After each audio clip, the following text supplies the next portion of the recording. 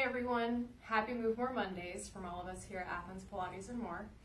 In the past couple weeks, I've had several people say to me that they love doing Pilates sometime in the past, but it always hurts their necks. So this is something that we hear a lot about as Pilates instructors, and I think most Pilates instructors would probably concur that that's a complaint that clients often have, especially during the mat work. So what I'm going to talk about today is the method for rounding up for exercises like the 100 or like the series of 5, so that you can have a thorough understanding of what is happening in your body when we ask you to round up, why it's important, and how to work on making it so that it doesn't create tension in your neck. So I'm going to do this lying down on a mat. So if you start on your back with your head all the way down, it's most comfortable usually to do this with your knees bent so that your low back is soft and you don't have to worry about that.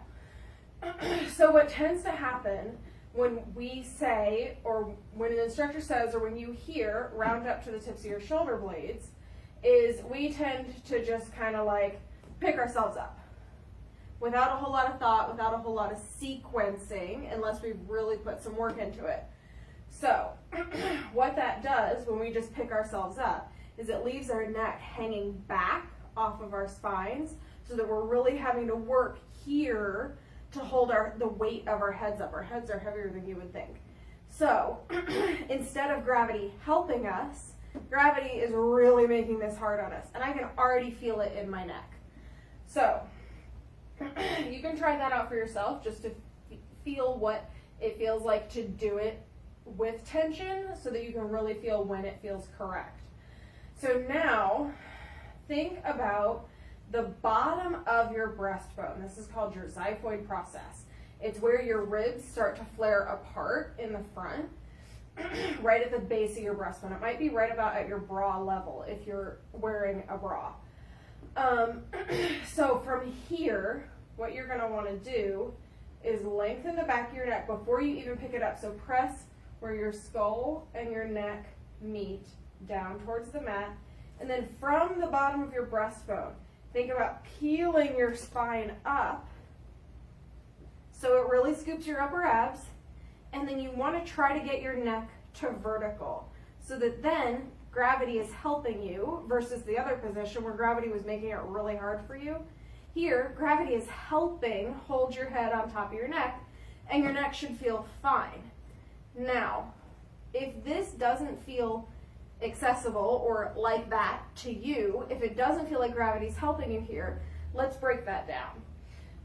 So when we round up from the base of our breastbone, that coincides with the middle of our back, kind of down low in our thoracic spine.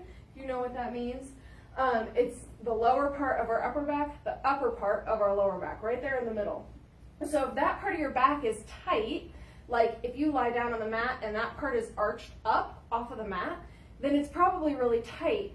So that is what's going to limit you from coming up into this position. If your middle back is really tight, you're going to get to about here and feel like you can't go any farther because your back is really restricting you.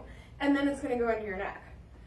So a couple things to think about is creating a reach through your arms to help draw your shoulder blades down, which is actually going to help to find the openness through your chest and the length through your spine, so that you can round up, reaching through your arms and opening your middle back. And then working on the accessibility of these upper abs. So we tend to think about just the abs that are around our belly button. As we start to really work on how we round up, you want to find the abs that hook in there by your breastbone, as well as down into your pelvis. So one of the most important things to think about if you're experiencing neck tension are, one, check in to see that you understand where vertical is for your neck, and maybe you can get there, you just didn't know that you needed to. And two, making sure that you get enough openness in your middle back, in the bottom of your rib cage, where a lot of us carry a lot of tension, that you can round all the way up to the tips of your shoulder blades, all the way up to where your neck is vertical. So some exercises in the Pilates sequence that help this are doing spine stretch forward correctly. So sitting up and stretching forward, really focusing on opening this part of your back. It's really easy to just do your upper back or to hinge forward at the hips. We want to do it from the middle back section. If you have questions about other exercises that can help open up your middle back, I would be happy to provide more information for you in the comments, or you can send me a private message, or ask your local Pilates instructor if I am not your local Pilates instructor. And I hope that this information was helpful, and I might continue talking about neck tension and rounding up next week. So remember, party hats go on your head, party hats point to the ceiling so that your neck is vertical when you round up to the tips of your shoulder blades. Have a great week, everyone. Thank you.